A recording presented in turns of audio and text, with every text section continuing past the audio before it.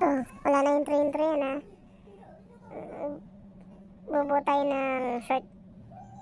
Kailangan natin ng papel, gunting, panukat syempre. Tayo na nga, pagkatapos natin yung pattern, kailangan natin gupitin yung tela na parts na kailangan natin. Ayoko talaga mag-video, pero dahil gusto to ng boss amo ko, shoutout sa'yo boss amo. Ito na po, nag-video na ako.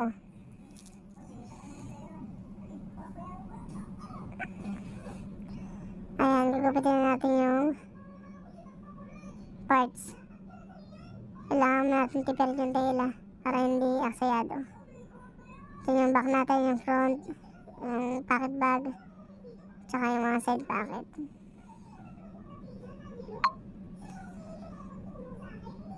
Walis ng walis yung basama ko.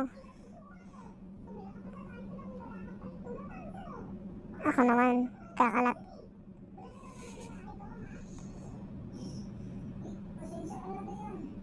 Ayan, kailangan pagugupit tayo, hindi pasmado.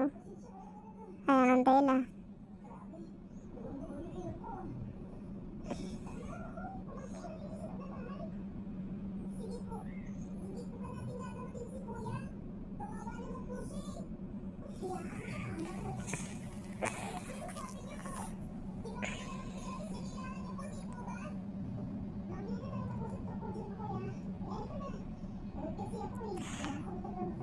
Nga pala, gumagawa ko ng sample para gusto namin magtinda ng basama ko ng mga iba't ibang klase ng damit. Gagawa muna kami ng sample kasi gusto namin pag nagbenta kami, sariling tahi namin para mura lang din yung bigay namin sa mga bibili. Pwede rin kami bagsak sa mga nagtitinda, mga gusto mag-reseller. Bibigay kami sa mababang presyo.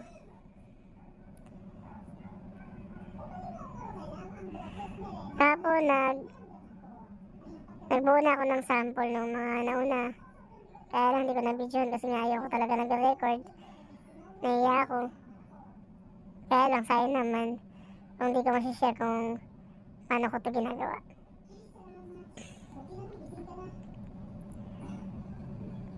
Kaya natapos natin siya i-cut, so umpisa na natin siyang buuhin. Ay, waistband pa pala. Single lang ang waistband kaya hindi natin siya sinabay sa paggupit.